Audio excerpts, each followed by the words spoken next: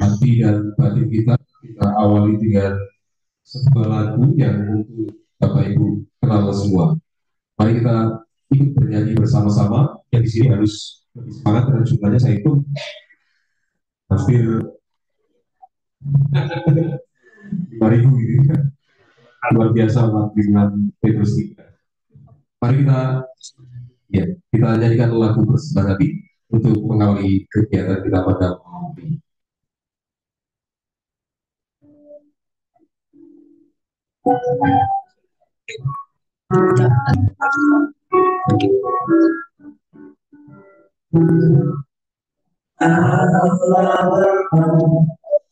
Besar kasih-Mu, Engkau selalu hadir dan setelah kami bersama-sama. Sungguh indah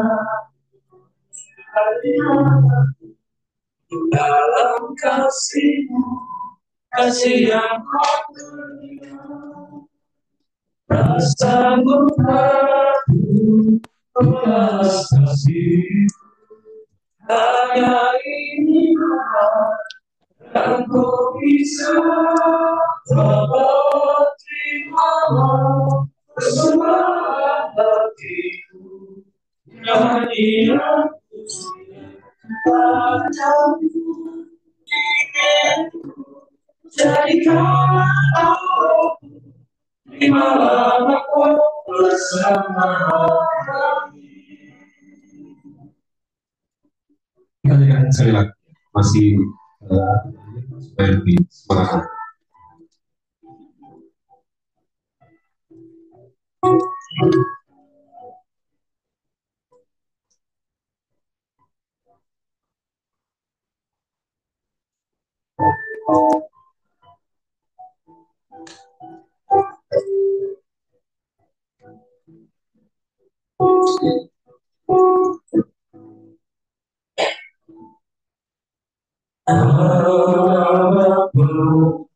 Untuk besar kasih-Mu, Engkau selalu hadir dalam setiap hati.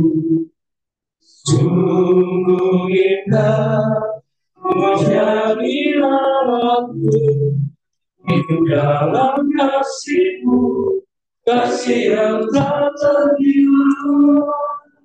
Tak sanggup aku membalas kasih, hanya ini Bapa yang aku bisa. Allah terimalah bersama hatiku, nyanyian pujian kepadamu.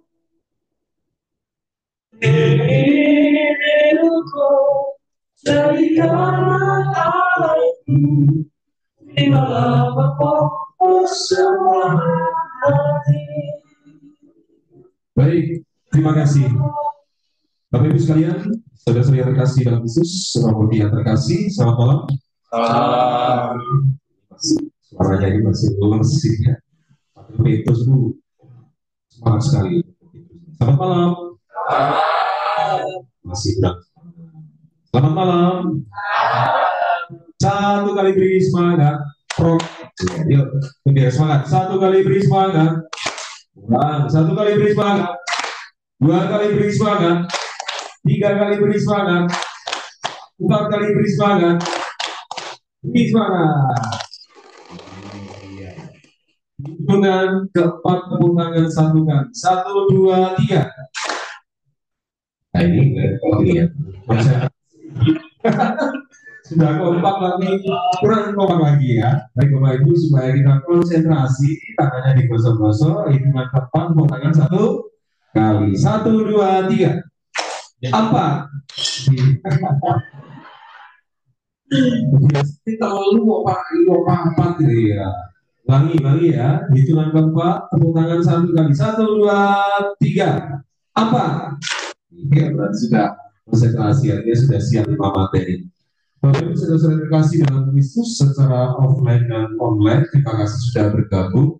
Dan kami sapa dari lingkungan Santo Petrus 3 sakramen Maha Kudus bersama dengan seluruh umat lingkungan Santo Petrus III yang hadir di sini, dan kami sapa juga Bapak Ibu yang hadir secara online di Zoom.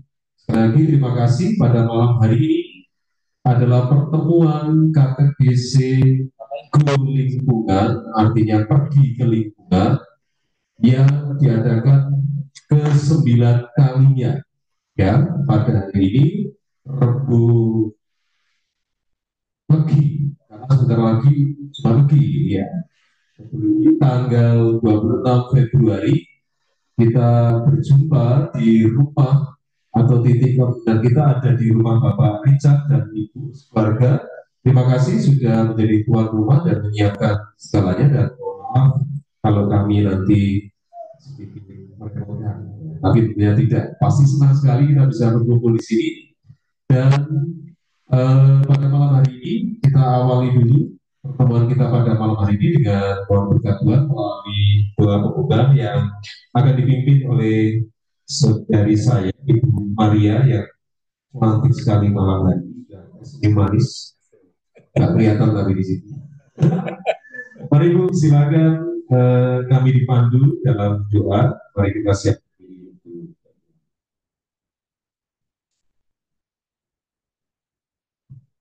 Baik, selamat malam Bapak Ibu serta saudara-saudari yang dikasihi Tuhan Yesus. Untuk mengawali kegiatan kita pada malam hari ini, marilah kita berdoa dalam nama Bapa dan Putra dan Roh Kudus. Allah Bapa kami yang bertata di dalam kerajaan surga dan syukur kami haturkan kepadamu pada atas berkat-berkat yang telah Engkau limpahkan kepada kami, terutama berkat kesehatan, sehingga kami semua dapat mengikuti dalam lingkungan untuk yang ke-9 kalinya. Allah Bapa yang baik, kami juga berdoa untuk pemateri pada malam hari ini, yaitu Romo Ibadah. Kami juga berdoa untuk tim Komsos yang selalu setia menemani kami di dalam proses, terutama di dalam kunjungan. Secara istimewa juga kami berdoa untuk antivirus kita, secara khusus dalam keluarga Bapak kita yang telah menerima kami untuk melakukan kegiatan bersama. Allah Bapa yang baik, semoga materi-materi yang akan kami dapatkan pada malam ini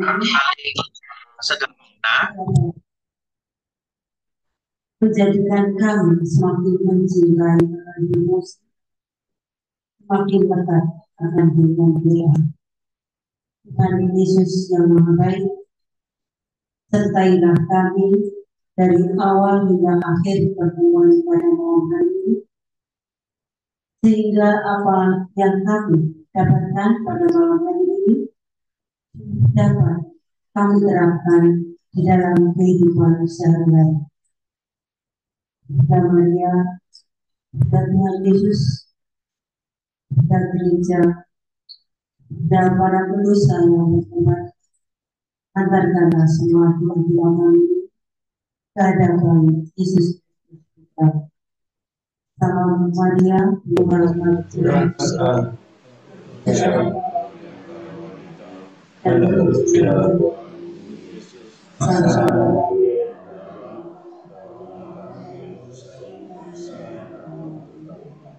kemuliaan kepada Bapa dan Putra dan Roh Kudus. Dalam nama Yesus, dan Maria dan Sang Yesus. Dalam nama Bapa dan Putra dan Roh Kudus. Amin. Baik, terima kasih Bu Maria sudah membantu pandu kami dalam doa. Bapak Ibu yang terkasih, malam hari ini kita akan bersama-sama mendengarkan pengajaran ATKC tentang doa dan devosi.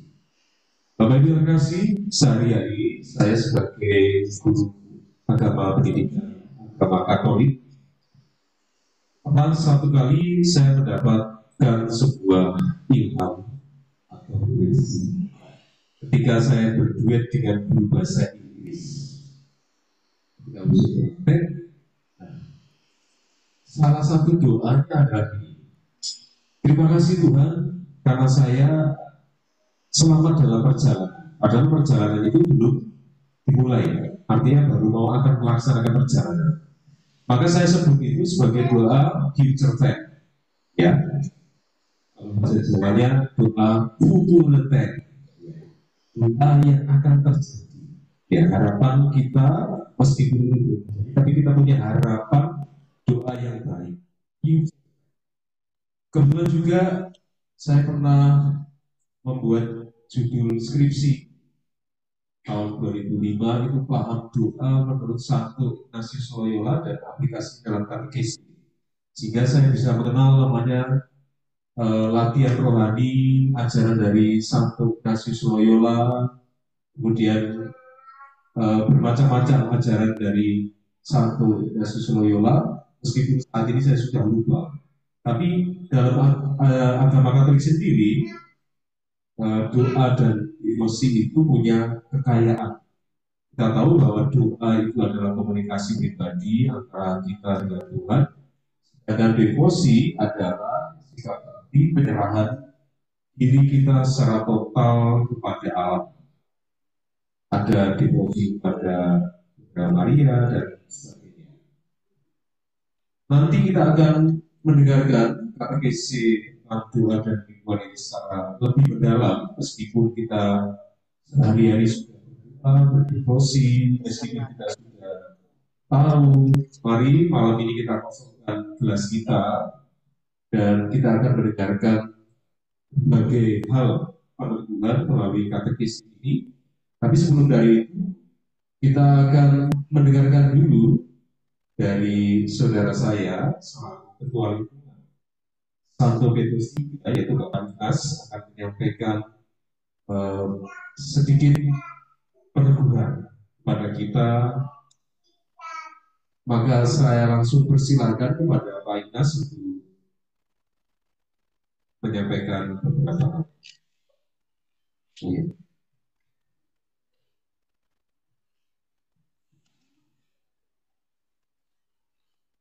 Terima kasih yang kami muliakan,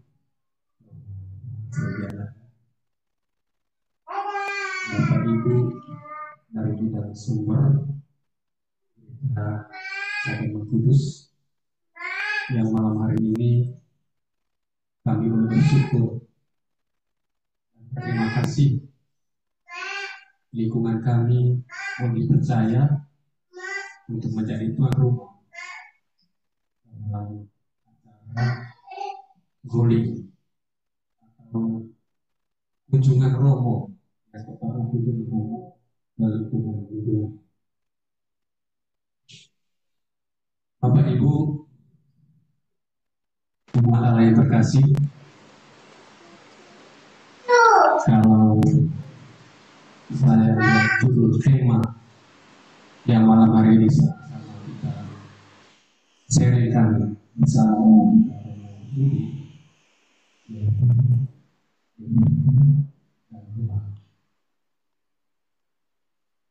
kiranya harapan saya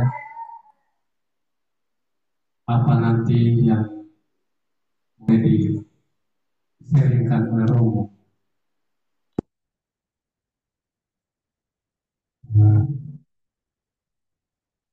membuat iman kita hidup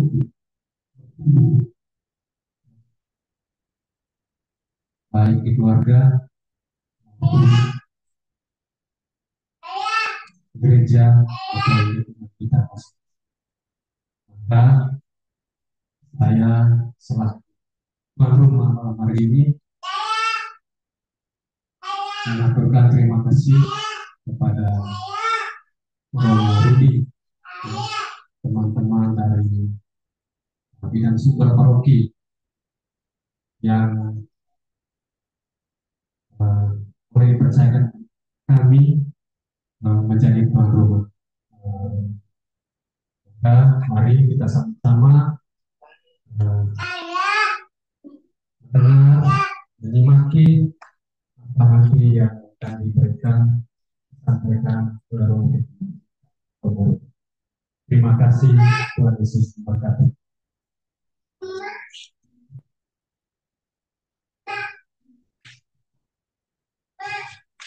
Baik, terima kasih Pak Ida selaku dan terima kasih kepada seluruh pihak yang sudah dia untuk mengalah dan mempersiapkan segalanya. Dan Bapak Ibu yang terkasih, malam hari ini akan segera mulai.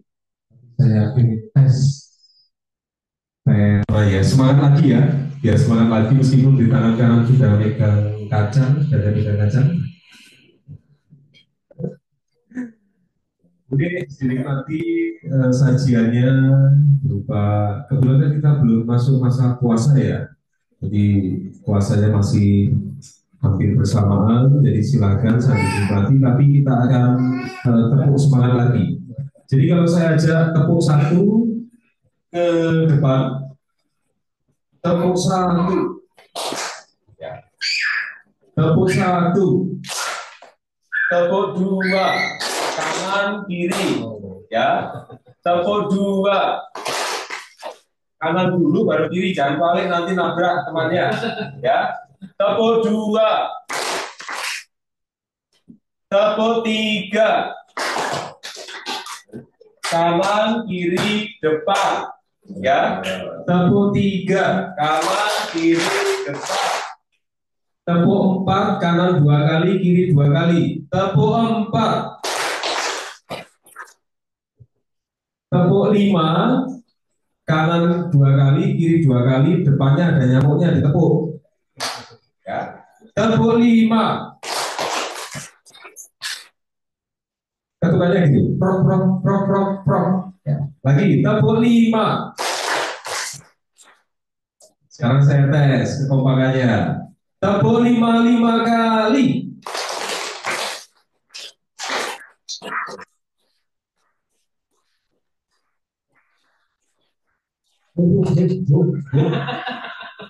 Nah ini angel. Kurang semangat kurang obat ya. Lagi dari tepuk lima. Tepuk lima. Aku ngamuk Bapak Ibu di depan ya. Oke, tepuk lima kali.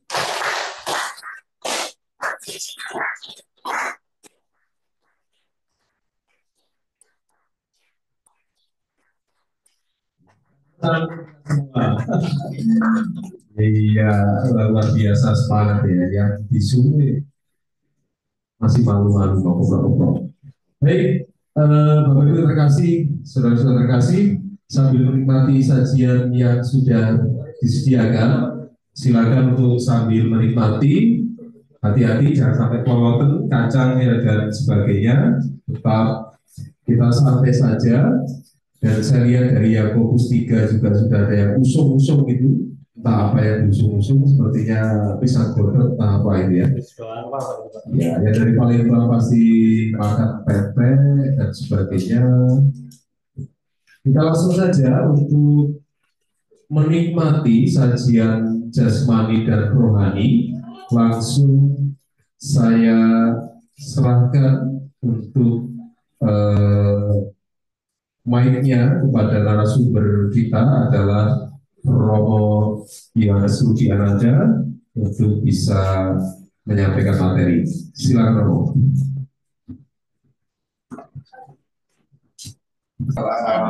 Yang offline di ruang sebelah, ya Bapak Ibu, menanggapi satu tema, walaupun judulnya dua, doa dan devosi, kita akan lihat bersama bagaimana tema ini nanti kita renungkan. Pertama tentu adalah, dan yang kedua adalah ya kita hayati sejauh mana doa dan devosi ini sungguh hidup dalam pengalaman iman kita setiap hari. Ya. Jelas doa dan devosi, dan ini bukan renungan dalam arti humili ya, tapi ini ngajak kita untuk melihat pemahaman gereja Katolik tentang doa dan devosi. Oke, lanjut, Mas.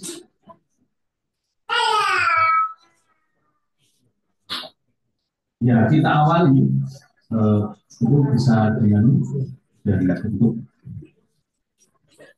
Ya, situ ada gambar ya, rahib atau biarawan, frater atau rohaniwan gitu ya.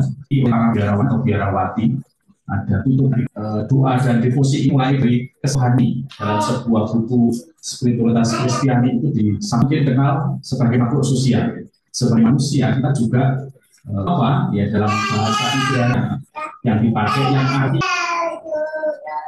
manusia yang dia dianggap suci karena tidak ada orang yang hidup dan itu biasanya adalah tidak bernafas.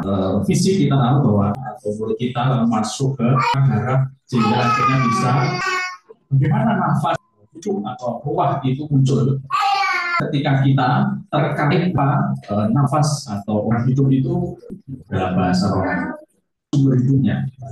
Jadi manusia sih akan mencari, kita mengalami problem ingatnya pada batas, maka biasanya maka cara namulia atau cara berarti mengenali penuh hidupnya atau kalau pemberi hidup, maka tidak dengan pemberi hidupnya. Sebenarnya kalau kita sudah tahu siapa Allah, siapa kita, ya tentu sudah tenang, karena ya saya ini hidup tidak hanya untuk diriku atau hidup untuk diriku sendiri, tapi hidupku ini adalah hidup yang nyantol kepada Allah. Dan saya yakin Allah yang menciptakan kita tidak berdiam diri, tetapi selalu memberi support, mulai dari tentu adalah nafas hidup itu. Maka Bapak Ibu, hidup rohani atau manusia sebagai makhluk rohani itu tidak lain adalah ketika manusia itu menyadari dirinya dan menyadari Sang Pencipta atau yang ilahi. Kita menyebutnya Tuhan atau Allah itu. Lanjut. Ya. Hidup rohani ini biasa juga tentang hidup rohani itu ya kerohanian yang mengaitkan dengan kesalehan. Semuanya yang berrelasi dengan Allah. Jadi ketika kita dengan Allah, yaitu disebut sebagai kehidupan. Jadi untuk benar-benar mengenal Dia yang hadir, dan orang yang merasa gelisah dalam masalah begitu. Kadang-kadang juga orang gelisah juga sebenarnya tidak ada, tapi kok hidup saya tidak tenang. Nah, bisa saja menemukan dengan yang namanya Sang Pencipta itu. Kita belum mengenal dalam hidup kerohanian itu ada dua sisi atau dua segi askese manusia mengenal Allah ya, atau supaya makan yang ilahi atau hidup mistik. Maka kalau kita bicara askese ya, jadi orang yang ingin menyadari Allah itu seringkali dibuat dalam dua bentuk itu. Makanya kalau di sini ada gambar Santo Fransiskus Assisi. Dalam riwayatnya itu Santo Fransiskus Assisi ini memiliki kisah yang cukup cukup memukau bagi kita, karena dia meninggalkan hidup kesehariannya yang memang dari keluarga yang mampu, tapi dia melepaskan semuanya itu dan dia pergi. Bahkan ketika ayahnya meminta kepada dia, ya semua yang kamu miliki itu dari saya. Lalu dia melepaskan semuanya sampai dia telanjang. Dan dia memang tidak beralas kaki. Fransiskan itu sebenarnya tidak beralas kaki. Nah, apa maksudnya? Tentu Fransiskus ini mau menyadari bahwa ya kalau kita mau mendekati Allah, ya kita harus memurnikan diri kita dan menjadi apa adanya kita. Tidak ada embel-embel yang lain. Karena dijauhkan dari kehendak Allah. Nah, mungkin pemahaman sederhananya begitu. Maka askese itu artinya memberikan kepada kita untuk supaya kita hanya fokus. Makanya kalau nanti memasuki masa prapaskah, ya kita diajak untuk menyadari itu dengan olah tapa ya, dan pantang. Karena orang yang lapar itu biasanya lebih dekat dengan Allah. Kalau makannya ya jangan plok ya juga nyawa terus diplok. Tetapi kesadaran itu yang dibangun. Maka ketika masa prapaskah yang kita maksud dengan puasa dan pantang itu sebenarnya kita mau memurnikan diri kita. Coba kalau kita itu dalam situasi yang sungguh-sungguh tidak memiliki apa-apa itu kita masih ingat tidak dengan Allah. Ketika kita tidak menginginkan, maka yang disebut pantang itu kan bukan soal makan daging, tidak makan nasi, bukan. Tetapi kita berpantang untuk hal yang kita senangi, atau kita berpantang untuk sesuatu yang memang menjadi kebutuhan pokok kita. Nah itu. Jadi berpantang itu. Terus tidak tahu makan daging, nanti pantangnya daging. Nah, waduh, hari biasa. Jadi kalau setiap hari tidak makan daging, itu kalau prapaskah malah harus setiap hari makan daging, pantangnya. Itu menyenangkan. Ya. Tapi terus bantu.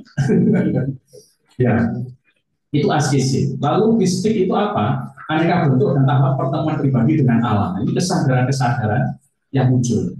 Saya membahasakannya demikian. Pada suatu ketika kita bangun pagi, tiba-tiba kita merasa kok happy, gembira. Kenapa ya? Lalu kita langsung berdoa, Tuhan terima kasih Kau memberi saya anugerah hidup, anugerah keluarga, anugerah rezeki yang Kau berikan dan membuat kita senang. Itu pengalaman atau perasaan yang muncul. Tetapi itu tidak mudah.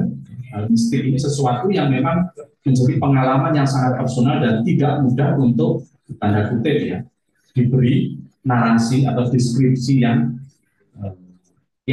masuk akal atau disampaikan itu tidak gampang. Paling-paling kalau kita saya kok hari ini gembira banget ya. Nah, ini ngomong kalau bapaknya langsung minggir ya, gitu. Susah untuk mengungkapkan, itu pengalaman personal. Oke, lanjut.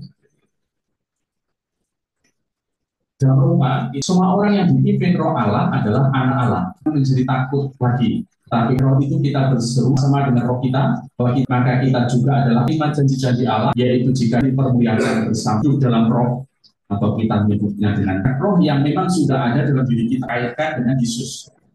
Maka ketika orang menyadari roh Allah, dan ketika kita menjadi anak Allah, ya kita mewarisi keselamatan yang dibawa oleh Sang Putra Yesus Kristus otomatis. Maka Tuhan mengatakan orang-orang yang berhak menerima janji-janji Allah, yang menerimanya bersama-sama dengan Kristus, yaitu jika kita menderita bersama dengan Dia, supaya kita dipermuliakan bersama-sama dengan Dia. Kita tidak mengalami persoalan hidup.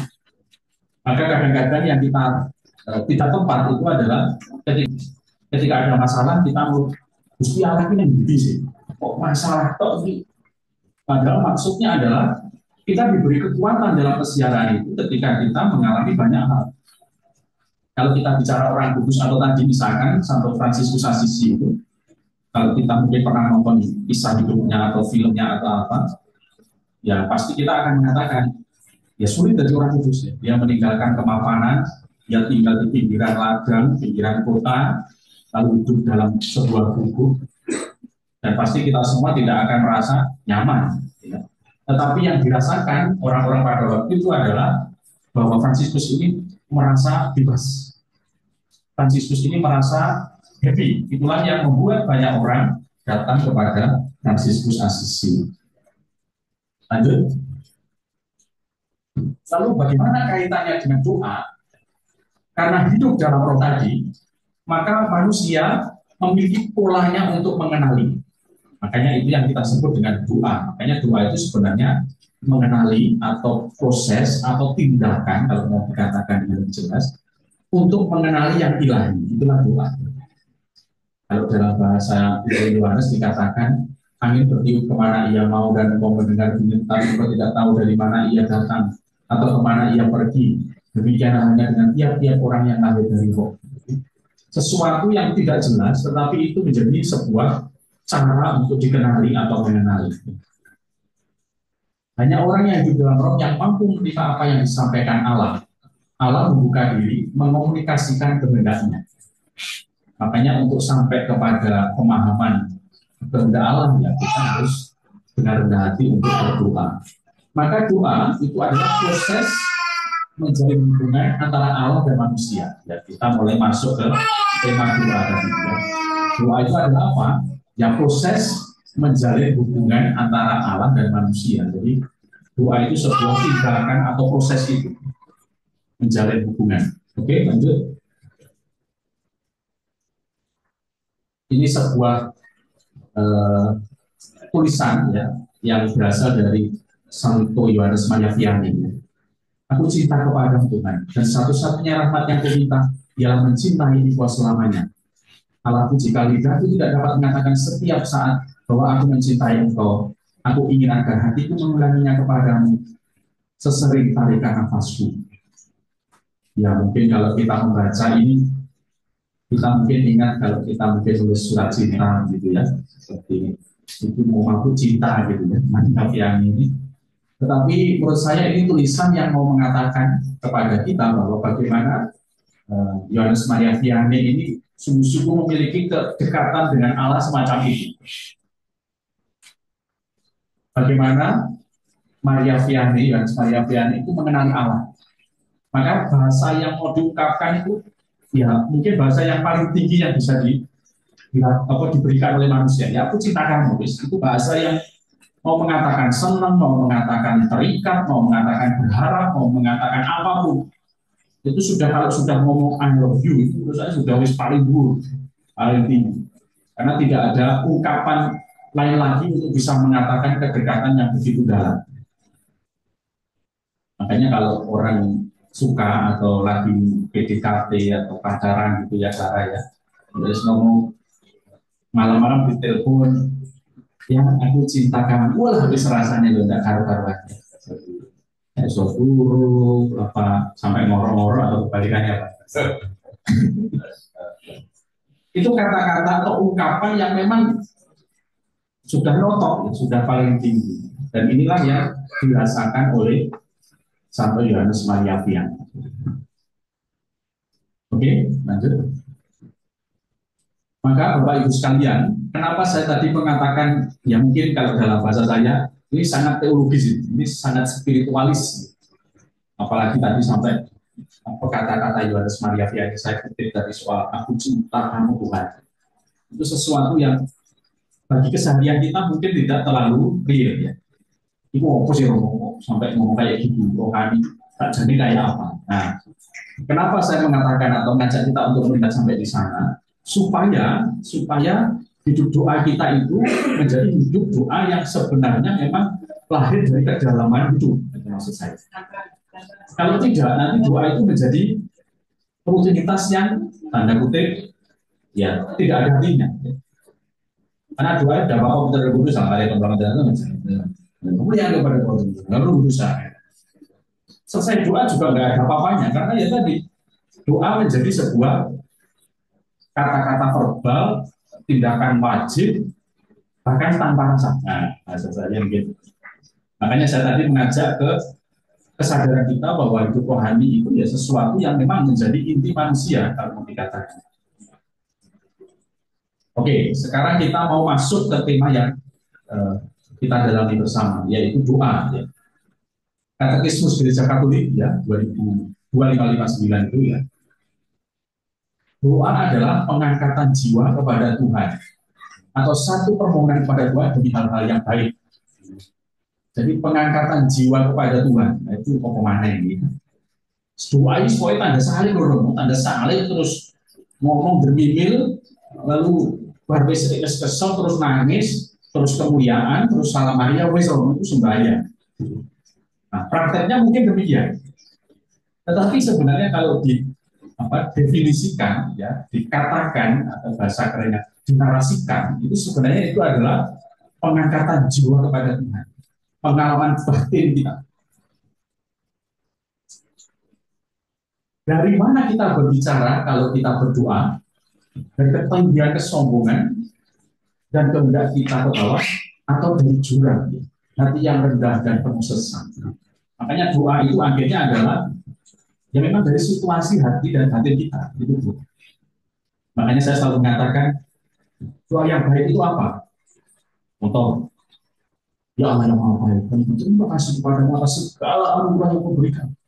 Misalkan ngomongnya pakai lagi eko lagi. Aku bersyukur kepadamu Tuhan sekali koperika. Kalau itu lahir dari batin, dari pengalamannya tidak apa. Tapi kalau itu otomatis tanpa dipikirkan, bisa jadi sungguh-sungguh bukan dari, kalau dalam bahasanya Mas Bowo, dari jurang, dari pengalaman batin kita, dari rasa sesat yang ada dalam diri kita. Makanya saya selalu mengajak kalau mau berdoa, apalagi di tengah kemuliaan, doa saja apa yang Bapak Ibu alami. Jadi itu menjadi semakin enak. Ya. Tuhan bersyukur engkau sungguh memberi saya istri yang cantik, sabar, masa enak Tuhan, terima kasih.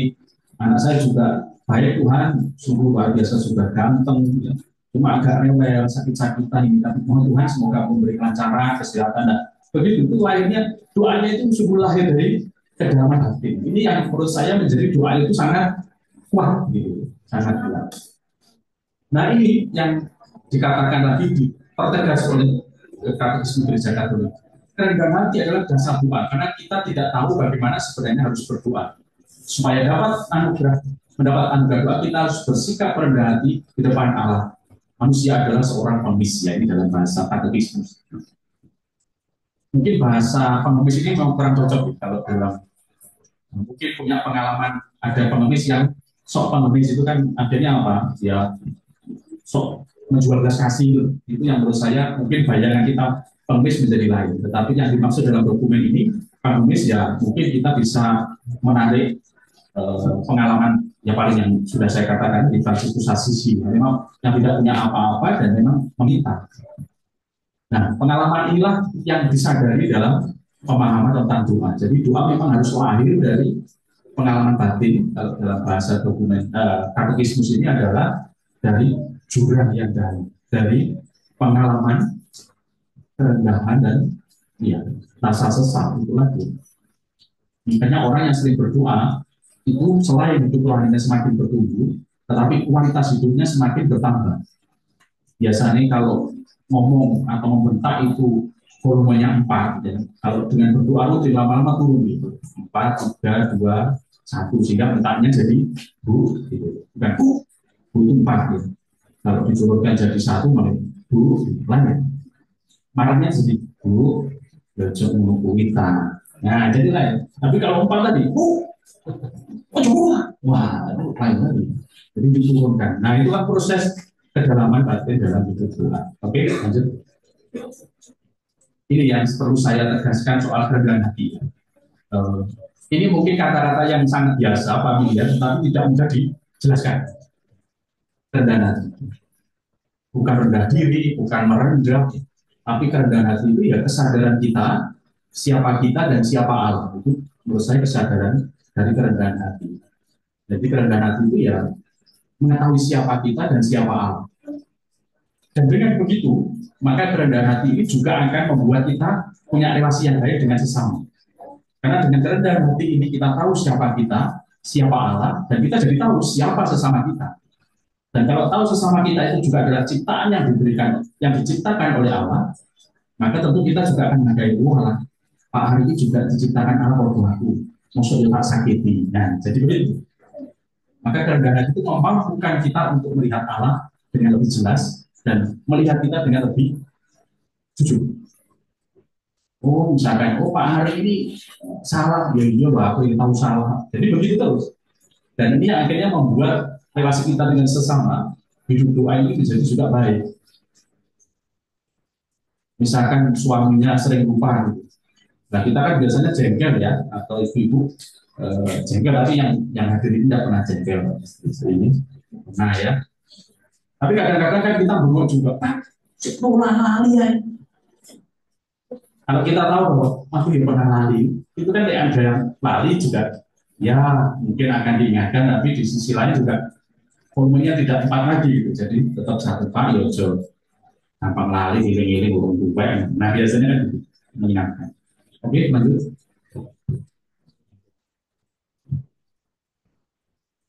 Nah, tadi dikatakan soal pengangkatan jiwa kepada Tuhan. Ini juga dikatakan dalam katekismus ini. Doa berarti mengangkat hati dan budi menuju Allah, yaitu memohon hal-hal baik kepadanya sesuai dengan kehendaknya. Doa selalu merupakan rahmat Allah yang datang untuk berjumpa dengan manusia. satu hal yang tidak boleh kita lupa, doa itu juga bukan hanya prakarsa manusia atau kehendaknya manusia, tetapi doa itu juga adalah rahmat Allah. Maka orang yang berdoa itu sebenarnya juga memohon rahmat Allah sekaligus juga menyadari kehendak Allah.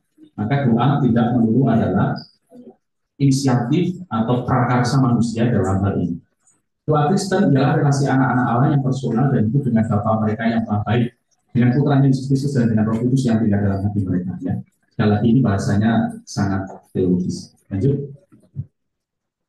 Nah, ini lagi, ini Santa Teresia, anak-anak Yesus. Ya. Doa bagiku adalah seruan syukur dan cinta kasih. Jadi doa itu bukan yang dimaksud. Doa itu ya baik dalam percobaan, artinya ya belajar. Itu kan sesuatu yang apa ya? Kalau anak-anak itu main ayunan itu kan menyenangkan ya. Nah doa itu sebenarnya ya sepanjang gerak batin kita untuk mengenal Allah dengan sangat spontan. Aduh Gusti, itu biasanya kalau kita berdoa. Atau kalau Surabaya yang mengatakan, Gusti Allah, apa sering apa Gusti Allah? Nah, biar lagi, gimana? Jadi kalau ada di kamar nanti bapak-bapak mendengar suara ibu ngomong sendiri sedang doa. Karena kumpul atau marah enggak. Ya tadi bahasanya Teresia sedang mengungkapkan sesuatu, ayukan hanya berasa. Lanjut. Nah ini contoh-contoh Abraham ini juga model berdoa. Apa yang dilakukan oleh Abraham? Ya. Abraham ini mendengarkan dan menaati Allah jelas ya. Kalau kita baca dalam kitab Kejadian, bagaimana kita Abraham? Bagaimana Abraham disuruh pergi? Pergilah dari ini, aku akan memberikan tanah yang subur dan akan memberkati keturunanmu seperti bintang di langit, pasir di laut, ya, memberkati. Dia mau pergi kemanapun yang diperintahkan Allah dan melakukan apa yang dikehendaki Allah. Jadi sebenarnya doa itu akhirnya begitu. Akhirnya itu seperti Abraham. Pertama mendengarkan, lalu menaati. Lalu yang berikutnya apa? Ya dia mau pergi kemanapun yang diperintahkan oleh Allah dan melakukan apa yang dikehendaki Allah. Jadi doa itu bukan meminta Tuhan mengabulkan yang kita inginkan. Nah ini yang kadang-kadang persepsi doa kita begitu. Jadi doa itu seolah-olah Tuhan saya ini begini kok ya wow. Kadang-kadang terus minta ya. Gusti Allah saya ini begini. Semoga kamu bahasanya aja semoga. Tetapi kalau tidak diberi bodoh. Nah kalau kita berdoa kan kita nggak pernah Tuhan. Ayo, bayar rezeki. Tuhan, aku ayo, munasono, kan Tuhan, munasono, yuk, munasono. Kan enggak, kita mesti semoga Tuhan. Semoga itu sebenarnya mau mengatakan ya kalau itu kehendakmu ya sudah terjadi ya oke. Tapi kalau itu bukan kehendakmu ya saya akan menjalani hidup ini tetap dengan kesetiaanku kepadamu. Nah, kurang lebih demikian. Dan kalau kita lihat dari kisah Abraham, semua hal akhirnya Allah yang menyediakan semuanya untuk Abraham. Dan itulah yang terjadi dalam pengalaman hidup doa. Sebenarnya. Kalau kita sungguh merelakan diri, tanda kutip ya, untuk bersandar kepada Allah, pengalaman doa itu menjadi pengalaman kekuatan. Suatu peristiwa yang dialami, ya, ketika berdoa, Tuhan, saya minta pekerjaan, harus sembahyang, setelah pulang dari doa, terus ada email masuk, diterima, langsung, kabul, doaku kabul, ya. Langsung diminta begini, bahkan bayar pun dilakukan, ternyata ditipu. Lalu terus sembahyang kepada, dan ini berharap bahwa itu sungguh-sungguh terkabul, ternyata malah tertipu, berjuta-juta.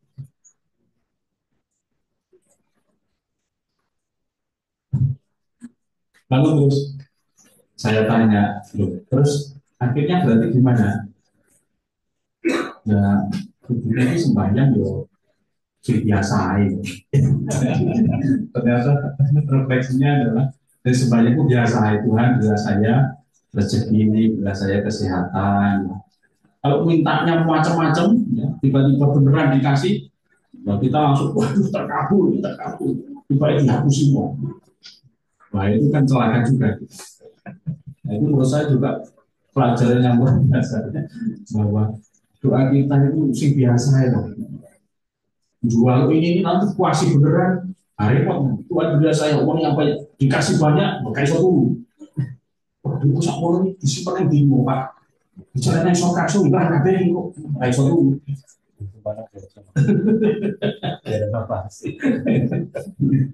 Saya pernah dulu didatangi orang karena ada pembelian tanah lalu dapat uang banyak gitu, lalu dia takut kalau uang itu nanti dicuri atau ya dia nanti takut ini hilang begitu. Lalu ketika begitu datang ke saya, tolong berkati uang ini. Nah, pikir itu berkati oleh Biro kira-kira ya, dari satu bom itu kan jual tanah dengan tunai itu kan fatas loh dulu ya. Nah untuk ditinggali ya itu tujuannya jadi pananan saya tujuannya. Ternyata ditinggali. Jadi kadang-kadang kita sendiri repot ya. Doa itu kalau sesuatu yang ya tadi keinginan kita itu juga ternyata resikonya juga besar. Karena kita itu tidak pernah tahu apa yang akan terjadi dengan hidup kita. Yang kita tahu ya saya butuh ini minta ini, saya butuh ini minta ini, saya butuh ini minta. Adalah apa yang kita butuhkan itu belum tentu sebuah kebutuhan yang memang kita benar-benar butuhkan. Makanya kan kadang-kadang kita berpikir bahwa ketika kita tidak punya apa-apa, bahkan tidak punya uang, kita mintanya uang. Itu kalau nanti uangnya banyak, pikiran naik keluarga. Orang yang tidak pernah pulang. Karena apa? Ya karena mau mengembangkan uangnya itu tadi. Coba kalau dulu nggak ada uang, kumpulan yang ngomong karena nggak ada duit, jadi ngomong. Coba agak metu nggak kan ngomong. Mau ngopi tak punya ngomong. Masa jadi duit orang tahu ngomong. Alasannya mau bisnis, bahaya juga. Nah, Bapak Ibu memang ya ini misteri Allah ya. Saya tidak mau mengatakan bahwa doa itu salah atau doa ini benar, tetapi saya mau katakan Abraham inilah yang menurut saya menjadi model pendoa. Bagaimana dia mendengarkan, menaati dan melakukan. Bahkan sesuatu yang saya yakin bagi Abraham tidak jelas.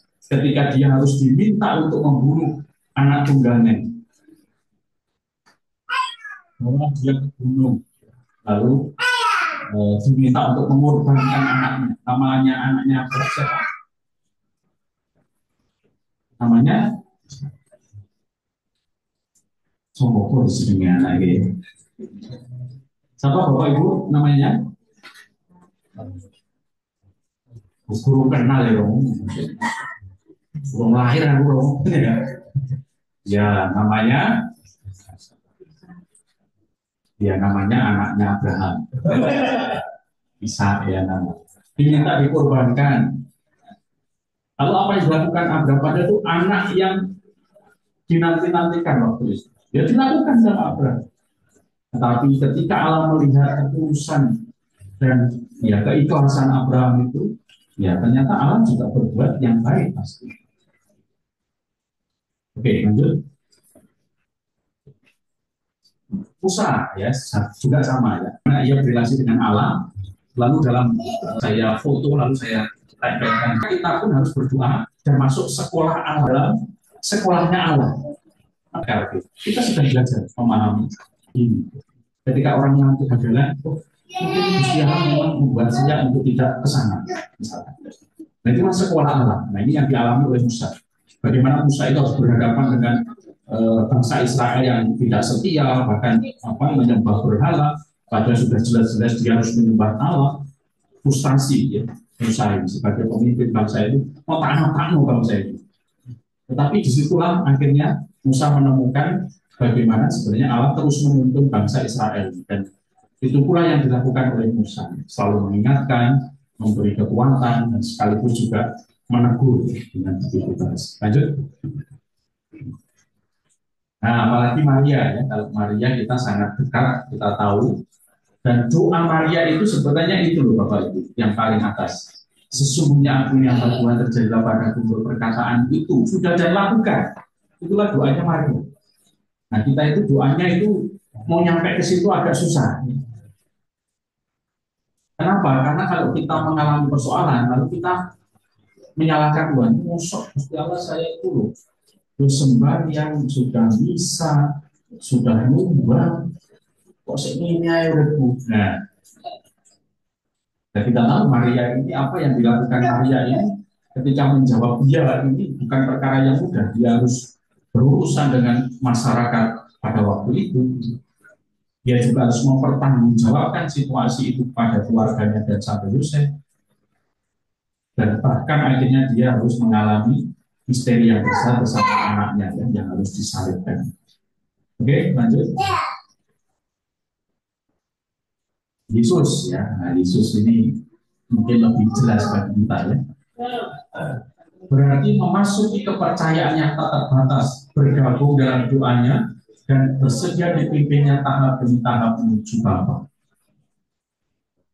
Makanya berdoa itu Bapak Ibu, kalau kita belajar dari Spirit Yesus ini, sebenarnya kita diajak untuk selalu melewati tahapan-tahapan hidup kita. Tidak ada peristiwa hidup kita itu yang sia-sia. Dan kita tahu bersama tidak ada perjalanan hidup kita itu yang semuanya gampang. Kita pasti mengalami tahap-tahap tertentu yang berat, tahap-tahap yang tidak mudah. Tetapi itulah yang sebenarnya menjadi kekuatan hidup kita. Wah, Pak, ternyata kita juga mau bisa nyekolahin anak, semuanya lulus, bahkan bisa S1.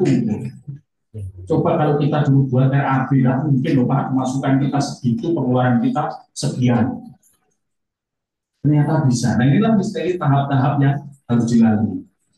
Dan inilah yang menurut saya doa Yesus ini atau belajar dari Yesus ya, bagaimana Yesus mengajak kita untuk melihat tahapan-tahapan itu. Dan kita akan lihat dalam doa yang diajarkan Yesus. Oke?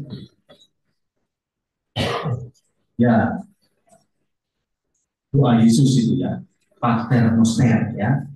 Bahasa Latinnya, bahasa Indonesianya apa kami ya. Oratio Dominica, doa Tuhan gitu ya. Saya ingat saja bapak-bapak kami sudah biasa kalau Pater Noster jarang ya. Maksudnya ini sudah bisa. Tiga hal kalau kita bisa melihat dari bapak kami ini yang sederhana ya, harus mau dijelaskan lebih detail nanti bisa baca katekismus, itu dijelaskan per kalimat oleh katekismus. Menyebut nama Allah dengan atributnya, menyapa Allah sebagai Bapa yang sungguh dekat di hati manusia, memohon datangnya kerajaannya di dunia. Jadi doa Yesus sudah memudahkan kita untuk berrelasi dengan Allah. Kalau kita bicara ya Allah yang maha besar, ya Allah yang maha baik, ya Allah yang maha cinta, itu seolah-olah kan sih jauh. Tapi Yesus mengatakan Bapa kami. Kita punya pengalaman dengan orang tua kita masing-masing, entah bapak, entah ibu. Dan kita kalau sudah ngomong orang tua, nah itu kan sesuatu yang apa ya? Dia tetap berpegang. Jadi kami, saya, kakak-kakak saya itu kalau hari tertentu itu kita ke makamnya bapak di rumah di saudara. Jadi kita datang terus meneng kafe, gunung nangis, aku yang nangis. Apa? Yesus itu Pak Tuhan anak-anak Tuhan ya itulah relasi dengan Bapak itu semacam itu. Dan itulah yang menurut saya Yesus ini mengajak kita untuk melihat Allah dengan sangat dekat. Dan kita punya Allah yang demikian ini. Makanya Bapak kami ini menurut saya benarnya menjadi melebihi apapun karena kita bisa menyebutnya dengan Bapak kami. Bapakku.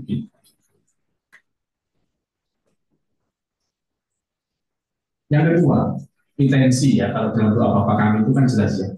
Bapa kami yang ada di surga, dimuliakan namamu, datanglah kerajaanmu, jadilah kehendakmu di atas bumi seperti di dalam surga. Itu satu tema ya, atau satu poin.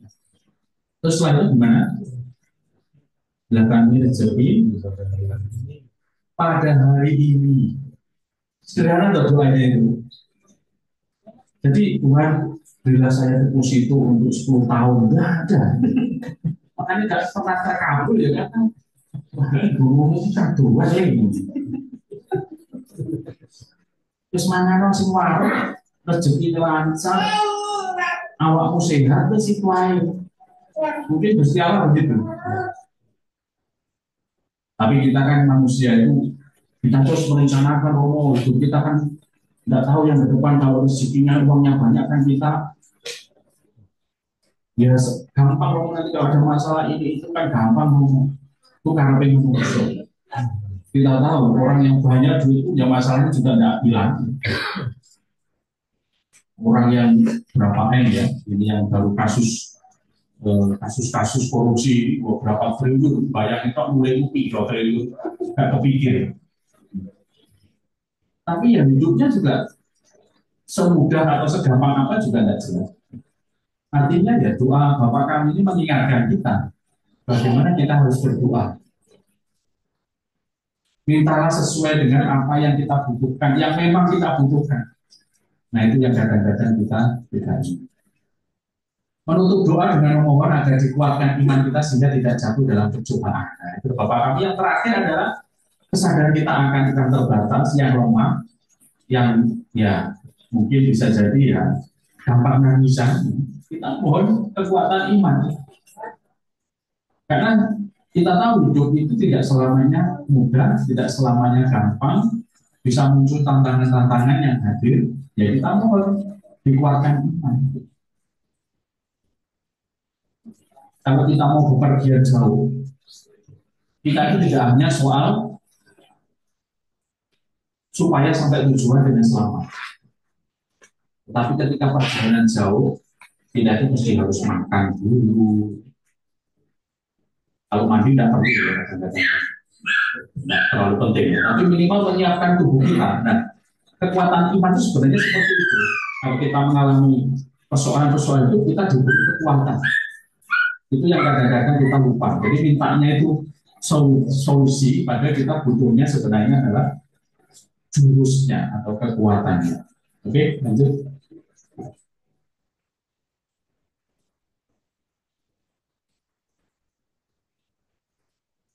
Nah, ini ada salah satu kutipan dari Katolisitas itu dari Romo Gusti Kusumawanto. Ini saya ambil saja judul-judulnya ya, supaya kita bisa lebih paham ya. Jadi dikatakan oleh Romo Gusti atau Kusumawanto, ini Romo Wanto sebutannya atau panggilannya, dari Projo Denpasar, beliau berdoa dengan benar secara Katolik. Ini memberi pedoman-pedoman ya, yang menurut saya cukup sederhana. Berdoa dengan tekun. Jadi doa Katolik yang benar itu doanya tekun, bukan berdoa ketika butuh. Kalau butuh, wah disuruh di nomor telupeng papat sih. Pas gak butuh, lali, 15 gak sembahyang. Berdoa secara tersembunyi dan dengan rendah hati. Jadi ya doalah dengan ketulusan dan apa adanya itu maksudnya. Jadi bukan berdoa yang kosmetik ya, berdoa yang memang ditunjuk-tunjukkan lah mungkin. Tapi tidak mungkin ya doa ditunjukkan.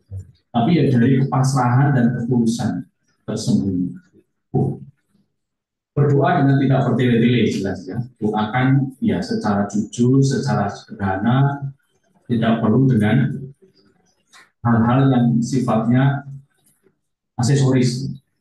Nah ini kan sedang tahun jubileum ini, orang banyak berziarah. Nah, yang harus dicek menurut saya adalah apakah berziarah atau membuat foto-foto ziarah. Nah ini harus jelas.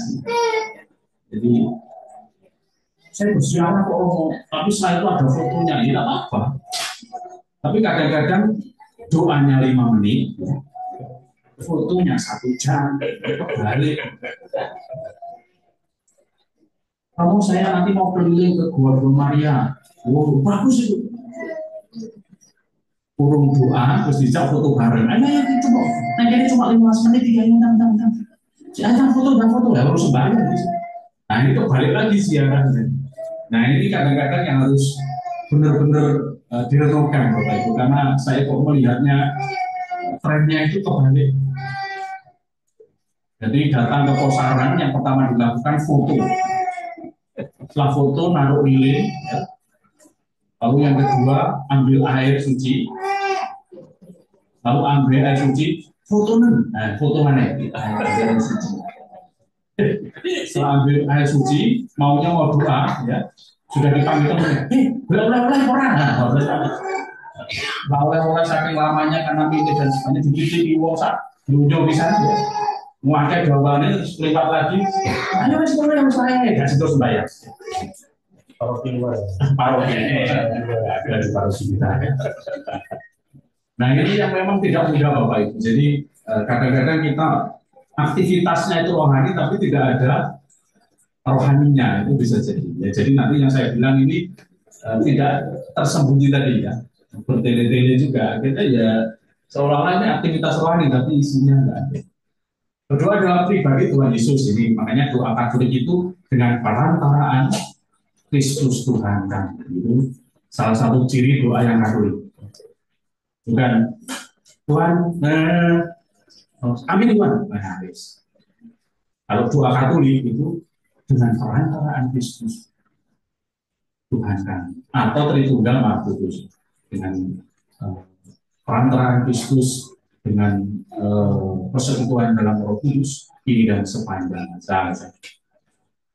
Berdoa dengan kuasa dari Roh Kudus ini tadi yang saya bilang, berdoa itu tidak hanya kita menyampaikan, tetapi doa itu ya sesuatu yang memang lahir dari dalam hati kita. Berdoa itu mempersatukan umat beriman dengan Allah Bapa, jelas ya, doa itu arahnya sama. Oke, lanjut. Nah, ini kesimpulan dari tema kita doa. Akhirnya doa itu membawa kita selalu hidup bersama dengan Allah. Hubungan yang hidup anak-anak Allah dengan Bapaknya yang tidak terhingga baiknya bersama putranya Yesus Kristus dan dengan Roh Kudus. Doa berarti bahwa kita selalu berada dalam hadirat Allah. Itulah kenapa doa itu menjadi kekuatan hidup, karena kita tidak hanya tanda kutip itu tidak pernah sendiri lagi. Ada Allah di sana. Ada Allah yang bersama. Saya tidak pernah sendiri, ada Yesus bersama dan seterusnya.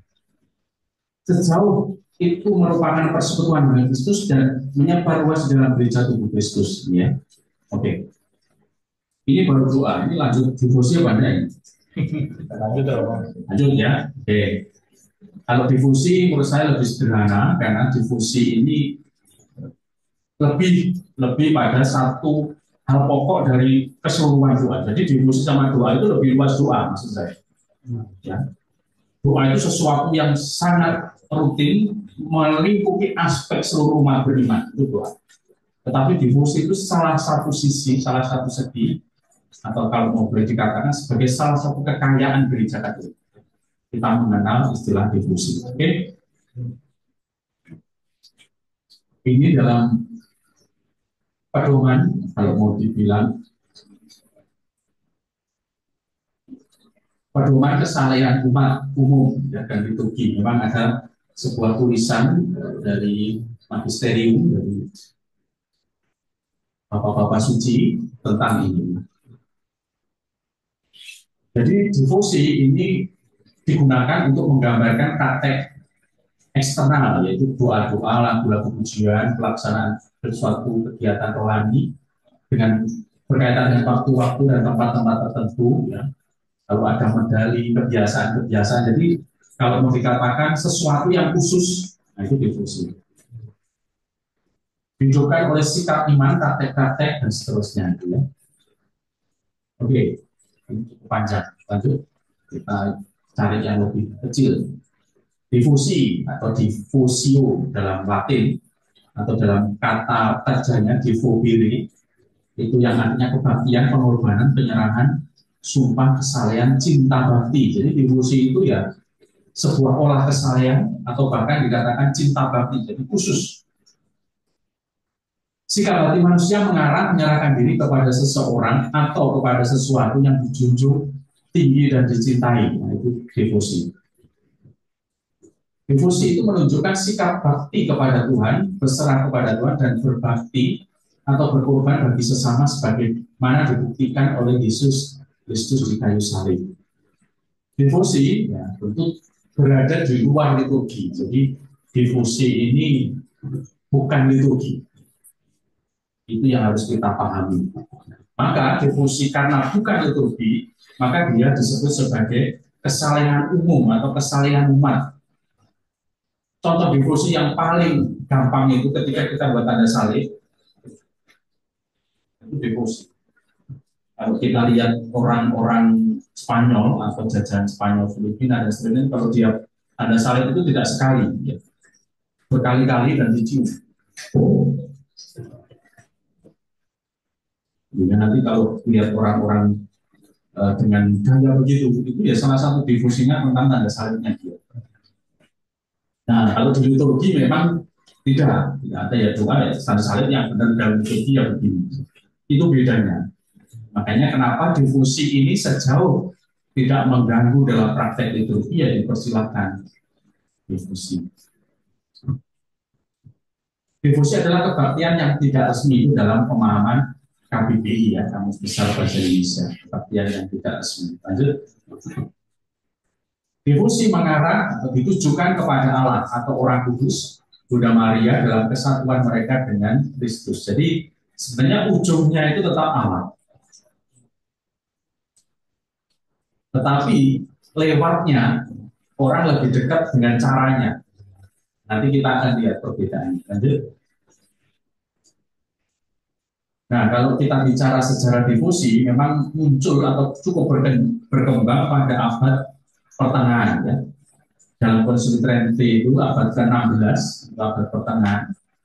Konsili Trente itu menyeragamkan liturgi, sehingga dulu yang namanya misa itu ya bahasa Latin. Mungkin Bapak Ibu yang sudah generasi kesekian mengalami misa ya harus bahasa Latin. Jadi orang ngerti apa ngerti urusannya pokoknya misa ya bahasa Latin. Nah, akhirnya apa? Akhirnya liturgi itu terkesan menjadi kaku. Nah, inilah yang akhirnya melahirkan devosi-devosi. Kita dulu pernah diceritani seorang romo yang sepuh itu juga ketika kita misa, umatnya yang di belakang dan tiap hari harus hari itu. Karena tidak bisa ngikuti bahasa Latin ini kan tidak ngerti. Ya dia tahunya harus hari ya harus hari. Nah, secara praktek liturgi tidak benar, tapi itulah devosi yang dia lakukan. Makanya kalau kita merasa romo liturgi Katolik misa ini kok kelihatan kering ya. Ya memang itu. Bahkan Konsili Trente itu maaf bahasanya harus bahasa Latin. Setelah Konsili Vatikan kedua, lalu ada pembaruan liturgi Konsili Vatikan kedua, bahkan sekarang ini sudah cukup, menurut saya sudah cukup dimengerti dengan berbagai macam kebudayaan yang bisa masuk, makanya dengan bahasa lokal. Maka devosi ini dikaitkan dengan bentuk-bentuk mudah, sederhana, kepuasan afeksi akan iman. Disinilah berkembangnya devosi. Maka devosi tidak bisa dipaksakan. Devosi itu ya karena rasa yang bermain.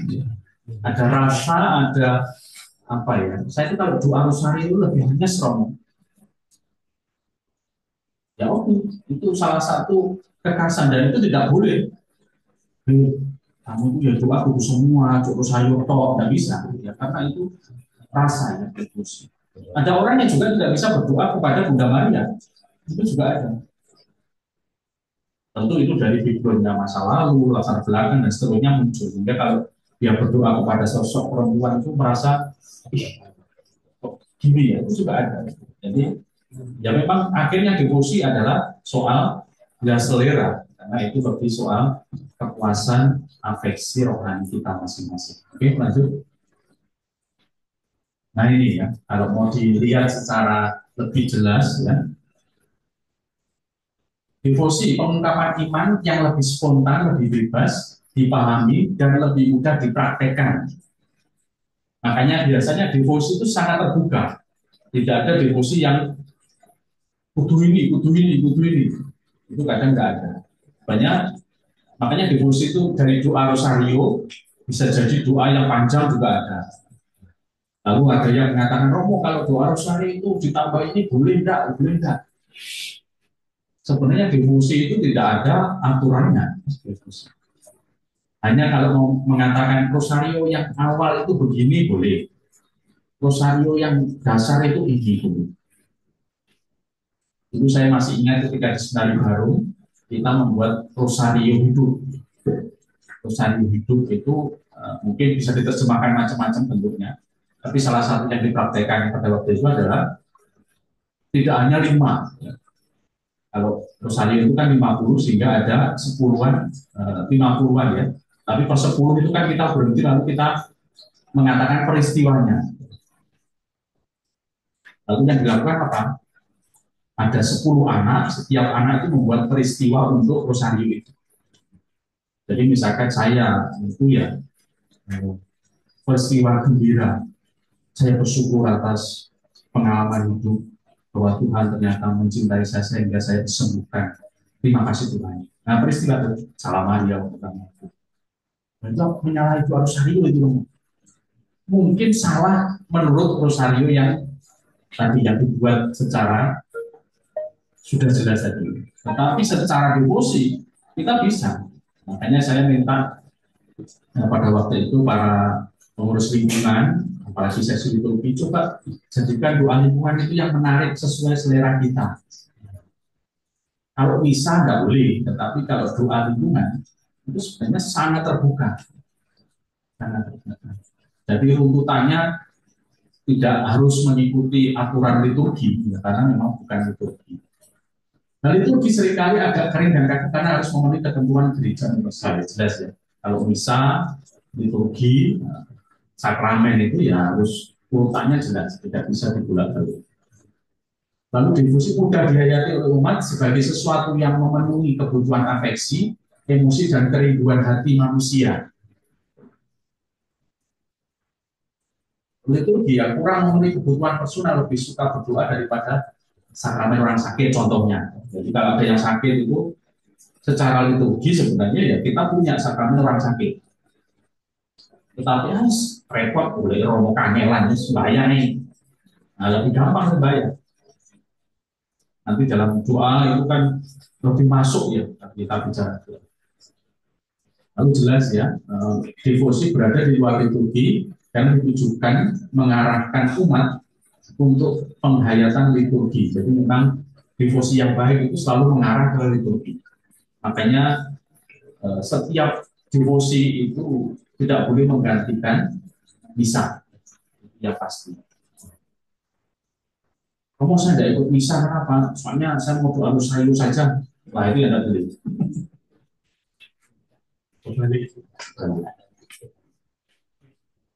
Karena tidak ikut kalau di kita ini Jumat setiap Jumat adorasi itu. Kamu saya tidak ikut misa, saya tak langsung ikut adorasi aja. Mungkin apa? Saya bekerja Pak, kan Romo. Oh ya tidak apa-apa, itu jelas ya soal waktu. Tetapi karena kamu seromon itu serasa sih. Ini bahaya ini.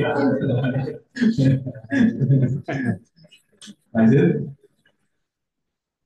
Nah ini contoh-contoh devosi ya. Kepada Maria dan doa rosario. Malaikat Tuhan itu juga devosi.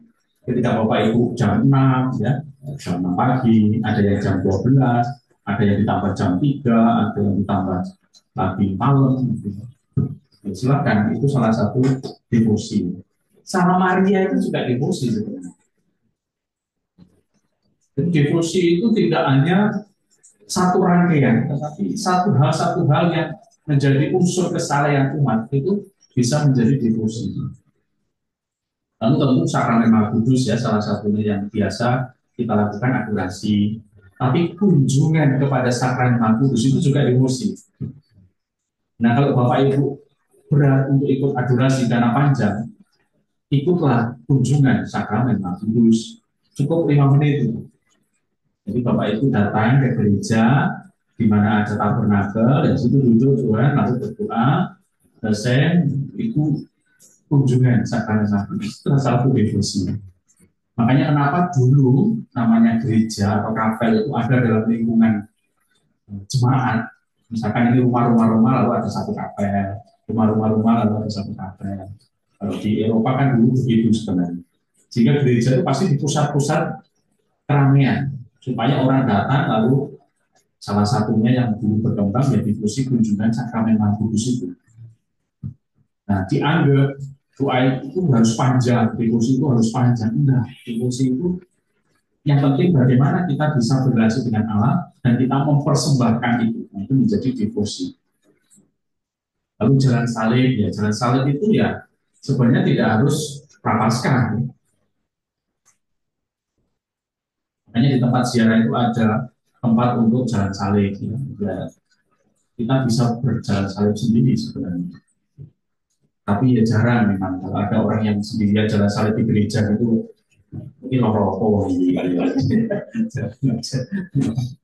novena apalagi kita banyak mulai dari novena 3 Salam Maria apalagi yang paling disukai dan ada di tempat 2 Maria itu novena tak pernah gagal di stadium itu. Wah itu novena yang paling banyak digemari karena pertama doanya pendek, lalu judulnya provokatif. Novena tak pernah gagal. Oh ini, hanya saya selalu mengingatkan kita bersama. Sudah doa novena tak pernah gagal, tetapi masih gagal. Karena sebenarnya Yudas Tadius tidak pernah memberi judul itu. Itu novenanya Yudas Tadius, orang memberinya judul novena tak pernah gagal. Lalu juga ada novena yang mengancam kita. Itu selalu diingatkan bahkan oleh Paus Fransiskus ini. Tuhan kita itu Tuhan yang maha baik, sangat baik, bahkan Allah merelakan anaknya untuk mati demi dosa-dosa kita. Masa Allah mengancam kita? Kadang-kadang ada novena yang mengancam jika tidak memfotokopi sejumlah ini akan itu jelas bukan menurut saya ya, jelas bukan murni doa itu paling ya tukang fotokopinya yang nambahin supaya laris ya. Tidak ada. Jadi doa itu tidak ada doa yang mengancam.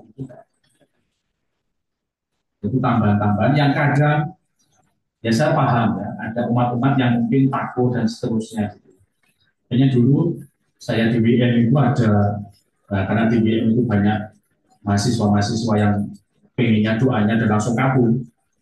Mau tak pernah gagal, laris bertumpuk-tumpuk.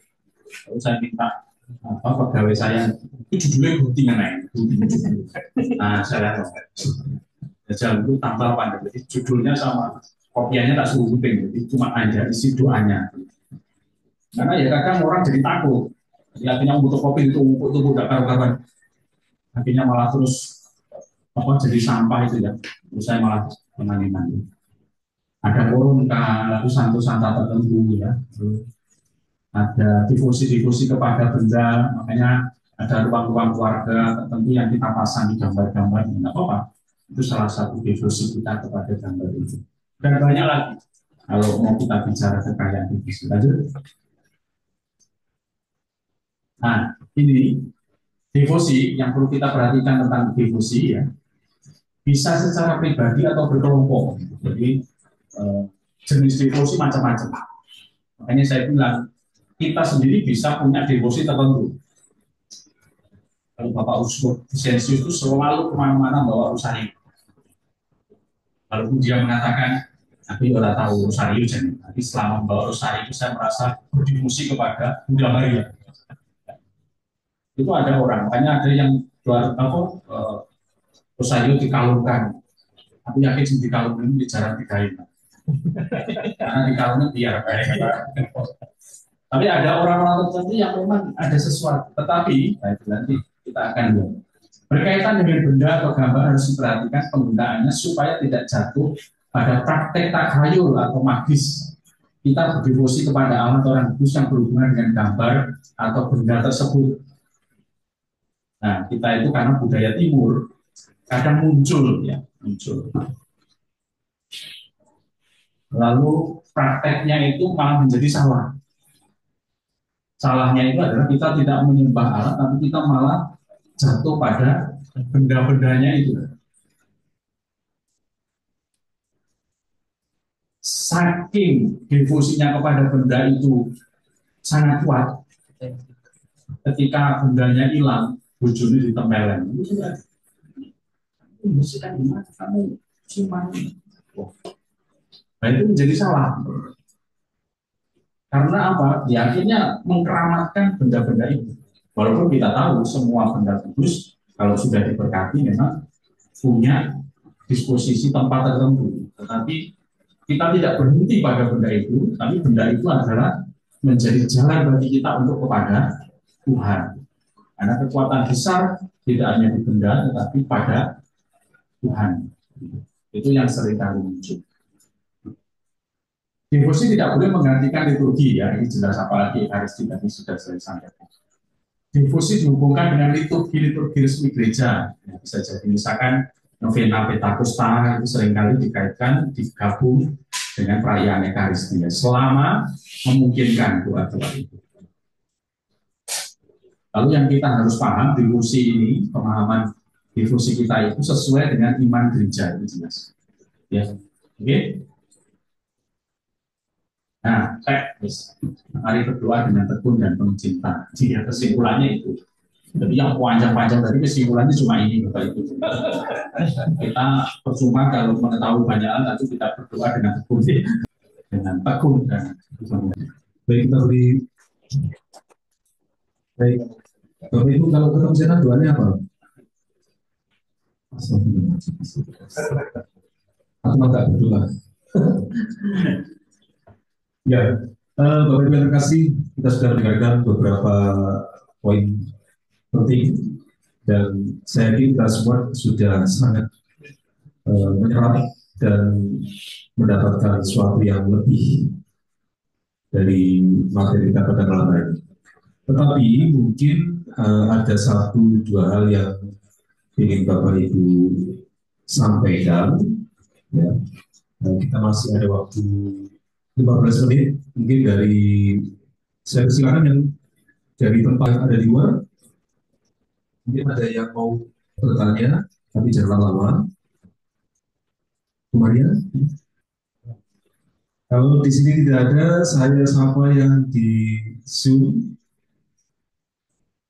silakan mungkin di kolom komentar atau langsung saja menyampaikan secara langsung memakai mikrofon atau angkat tangan. Bisa apa kalau di Zoom?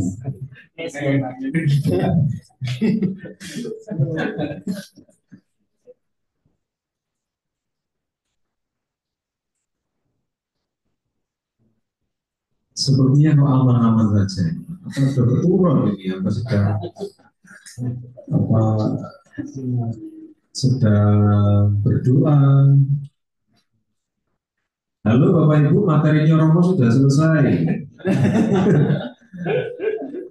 Boleh dimakan. Baksonya ini sudah beli keluar.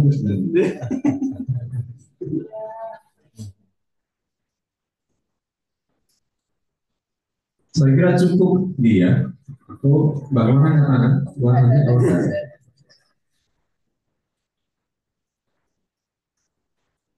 ini jelas apa belum?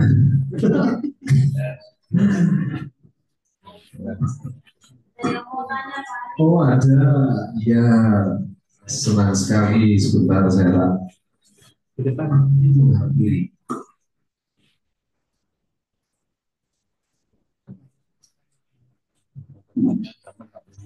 Selamat malam. Selamat malam.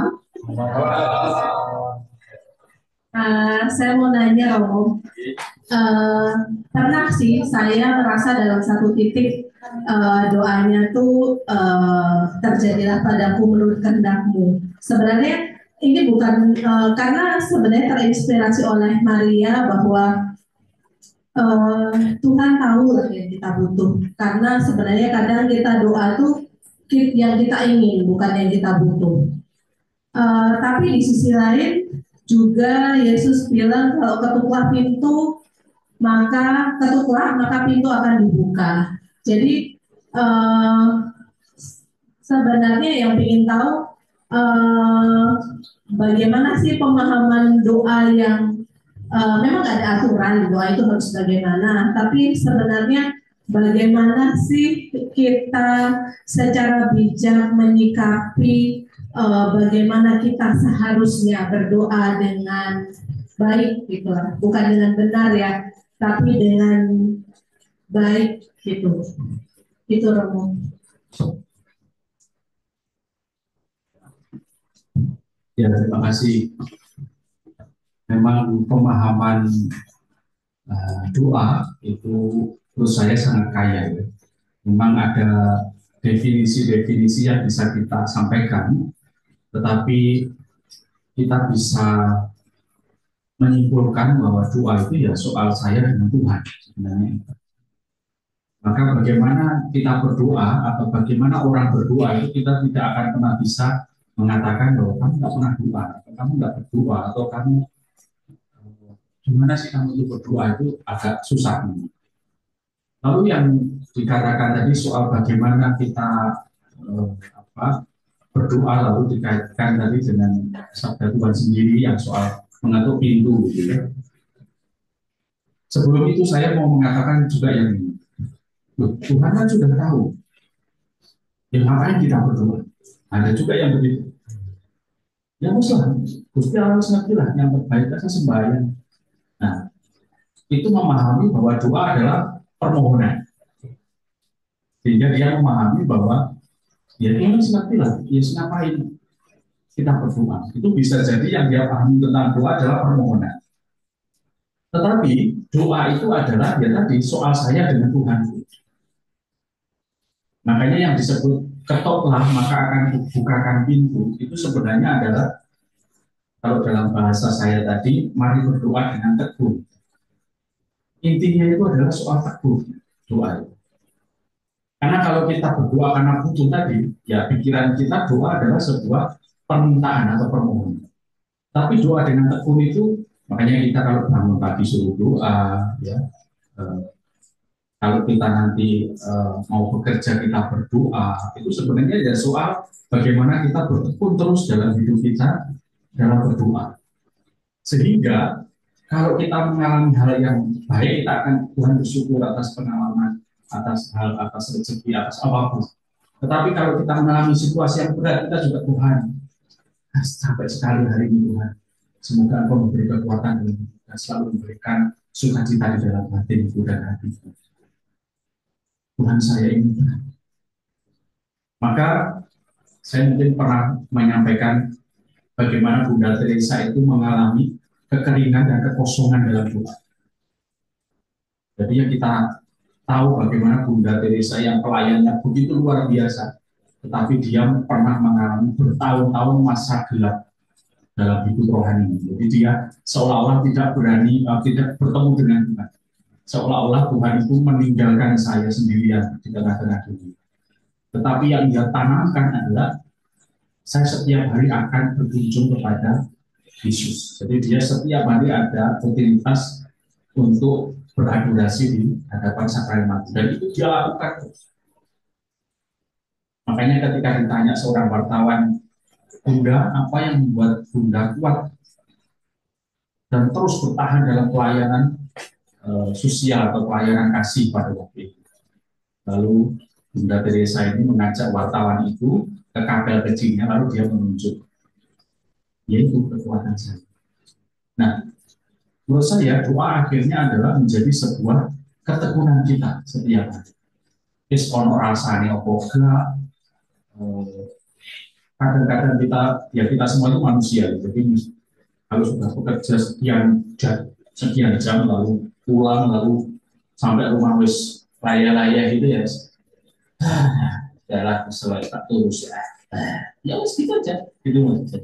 Jadi tetapi jangan lupakan Allah dalam hidup Anda, itu maksudnya. Sehingga doa itu menjadi ya tadi hubungan saya dengan Allah dalam hidup. Dan kalau itu terjadi menurut saya menurut saya itu menjadi sebuah kekuatan yang harusnya menjadi penopang dalam hidup kita.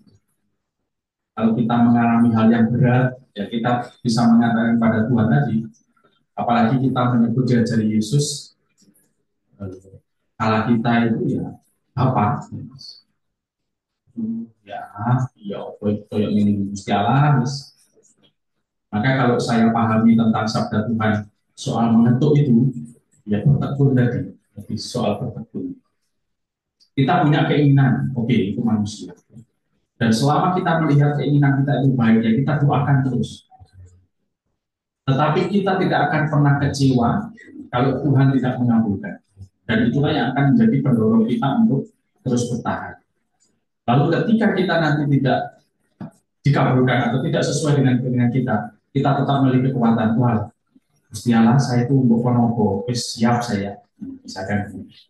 Nah itu menurut saya soal mengetuk pintu tadi, menurut saya soal bertekun tadi.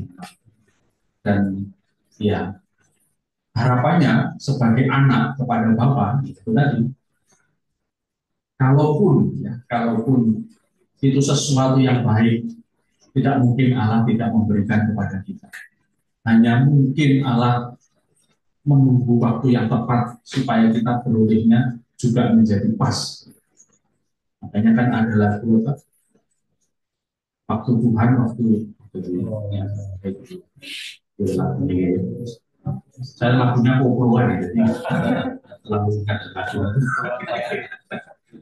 Mungkin itu, Bu. Ya, itu saya percaya. Iya, terima kasih. Kalau boleh tahu dari siapa tadi? Bu siapa? Mereka dari lingkungan. Ya, terima kasih Bu Enda dari Petrus 3. Bisa nambahkan sedikit Romo dari versi Gunung itu kalau ketuklah, carilah dan mintalah itu termasuk dalam pelajaran bahasa Indonesia itu adalah kata kerja, ya. Ketuk, cari, minta. Jadi kita tidak disuruh untuk menunggu.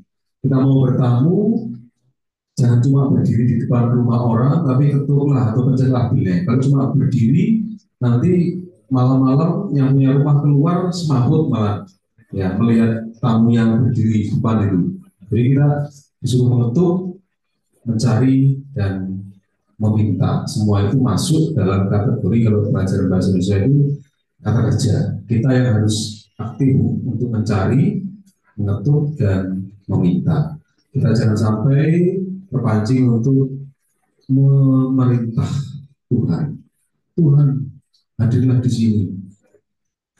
Nah, sebenarnya susunan doa yang baik adalah yang pertama adalah memuji, menyebut nama Tuhan, kemudian bersyukur, lalu menyebutkan permohonan, kemudian mendoakan sesama. Kalau kita, ya Tuhan, berilah saya keselamatan, juga berilah saudara-saudara kami keselamatan. Ya, kalau dalam agama Kristen itu doa syafaat. Dan ditutup dengan penutup demikian ya Bapak. Jadi jangan seringkali kita berdoa langsung to the point atau memerintah. Terima kasih. Kan sudah jam 9. Dari sini cukup ya. Dari Zoom juga cukup. Nanti kalau ada hal yang ingin ditanyakan, silakan untuk menghubungi nomor di bawah ini. Di bawah ini langsung aja, nanti kita bisa bincang-bincang ya. Yang di sini juga nanti suatu saat kita akan datang lagi ke lingkungan Petrus 3. Dan sebagai penutup saya izin menyampaikan 1-2 hal. Yang pertama, kita pada malam hari ini berterima kasih sekali lagi pada umat lingkungan Santo Petrus 3, pada Bapak Ketua Lingkungan, pengurus lingkungan, dan seluruh umat, dan secara khusus pada keluarga Bapak Richard yang sudah menyediakan tempat dan sarana yang sangat mendukung pada malam hari. Ada kekurangan kami, mungkin sinyalnya agak putus-putus, kami minta maaf, bukan kesalahan dari kami, itu dari kesalahan kekurangan dari provider masing-masing mungkin ya. Bapak terima kasih, dalam Roma bab 8 ayat 14 sampai 17 yang sudah kita lihat tadi bersama, kita diajak menyadari bahwa roh itu menjadikan kita itu sebagai anak Allah. Kemudian kita diajak untuk meneladani hidup Santo Fransiskus Assisi. Kita juga diajak untuk menyadari bahwa doa itu lahir dari roh. Doa itu mengenali, mencintai Allah. Doa jangan sampai hanya menjadi sebuah rutinitas. Pagi hari seringkali kita melihat korden minta segera dibuka karena matahari segera muncul, pintu ingin segera dibuka dan sebagainya, tapi kita jangan lupa untuk berdoa. Dalam Katekismus Gereja Katolik dikatakan bahwa doa adalah pengangkatan jiwa kepada Tuhan. Dasar doa yaitu kerendahan hati, lahir dari pengalaman batin. Doa adalah ucapan dan syukur serta cinta dalam suka dan duka. Dalam suka dan duka kita diajak untuk senantiasa bersyukur dan berdoa. Kita diajak meneladani Bapak Abraham, Musa dan bapak-bapak yang lain atau santo-santo yang lain yang memberikan teladan tentang hidup berdoa. Tapi terlebih kita diajak untuk meneladani doa yang diajarkan oleh Yesus sendiri dalam doa Bapa kami, menyebut nama Allah, menyampaikan intensi atau permohonan, mohon dikuatkan iman dan dijauhkan dari percobaan. Kemudian terakhir kita diajak untuk bersama-sama menyadari bahwa devosi itu salah satu kekayaan iman Gereja Katolik, namun tidak termasuk dalam liturgi. Merupakan kesalahan umat, sikap hati manusia. Kemudian devosi berkembang ketika abad 16, di mana di situ ada kesulitan, di situ ada solusi. Maka umat Katolik pada abad 16 itu kreatif dan menghasilkan berbagai macam devosi ketika mengalami pengekangan. Devosi adalah ungkapan iman spontan, mudah dihayati, namun tetap di luar liturgi. Dan yang terakhir, devosi adalah sesuai iman gereja.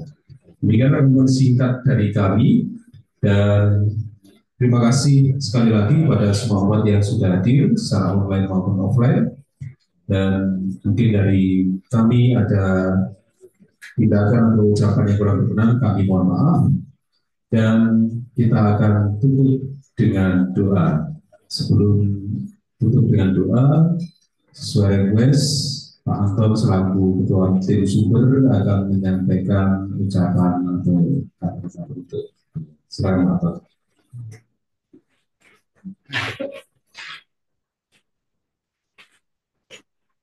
Malam, Bapak Ibu sekalian, tidak akan macam-macam, karena sudah jam 9 juga. Kami mewakili dari Tim Sumber dan teman-teman semua mengucapkan terima kasih atas kesediaan dari lingkungan Petrus III yang berkenan untuk rumah pada psikolog di malam ini, dan juga Bapak Ibu yang bergabung secara online. Kami juga berterima kasih karena berkenan untuk bergabung juga dalam pertemuan katekese ini. Sangat bermanfaat bagi kami, terutama saya pribadi juga sangat bermanfaat juga. Kenapa tadi juga ada pertanyaan, mungkin saya sendiri juga jarang berdoa dan jarang berdevosi. Sangat menambah pengetahuan juga, terutama juga iman bagi kami semua, terutama di paroki SMK. Dan mungkin untuk karena ini Zoom ini juga kami bagi juga di komunitas di keuskupan, mungkin ada Bapak Ibu yang mungkin bergabung di luar paroki SMK. Kami juga berterima kasih karena sudah bergabung di katekesi Guling saat ini. Mungkin untuk selanjutnya akan kami infokan kembali, ada kita tiap bulan mungkin ada katekesi Guling ya, negara ya. Oh, kalau besok karena bersama dengan KTP mungkin setelah masa pasca itu nanti kita akan ada kembali. Terima kasih sebelumnya, Tuhan memberkati kita semua. Terima kasih Bapak, dan kita tutup dengan doa penutup.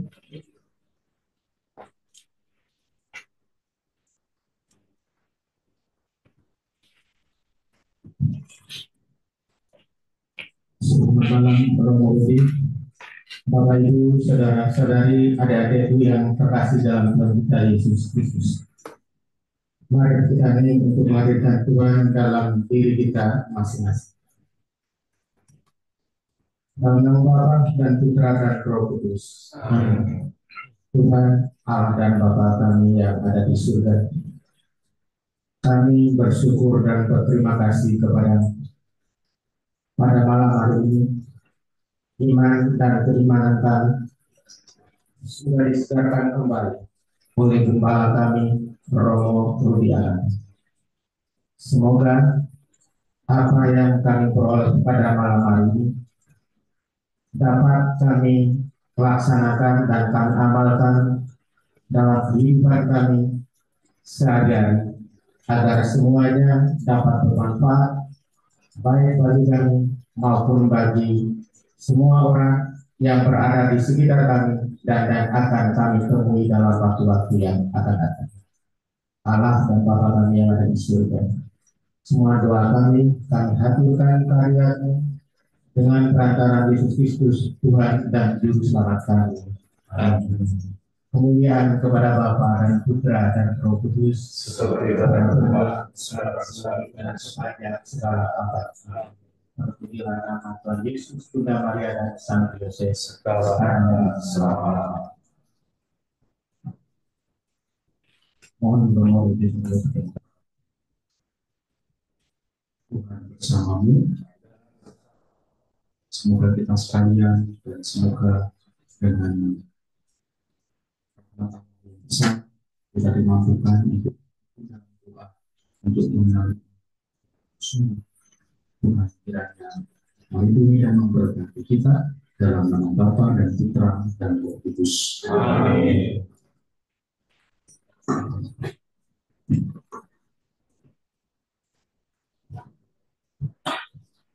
Baik, terima kasih Bapak Ibu sekalian. Silakan untuk bisa menikmati sajian yang sudah disiapkan oleh masing-masing ibu rumah tangga maupun ibu ketua lingkungan maupun ibu ketua blok, dan sambil kami ambil dokumentasi, sambil kalau di sini Bapak Ibu sudah beredar berkat, silakan dinikmati dan bisa donasi di sini.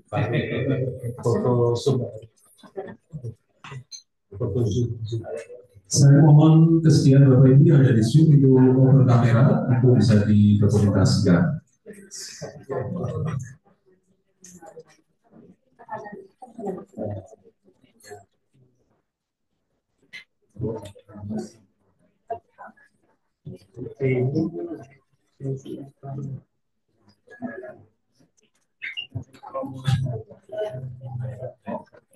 Hanya satu layar ini, satu layar. Kayaknya kita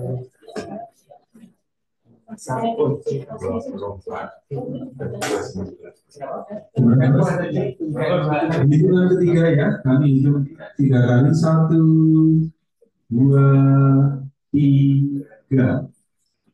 Oke, kami gaya 1, 2, 3. Baik, terima kasih Bapak Ibu.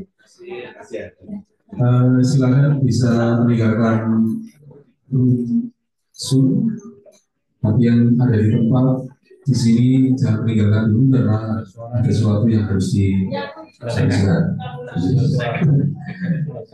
Gitu. Terima kasih dan sampai jumpa 2 bulan mendatang. Terima kasih dan selamat malam.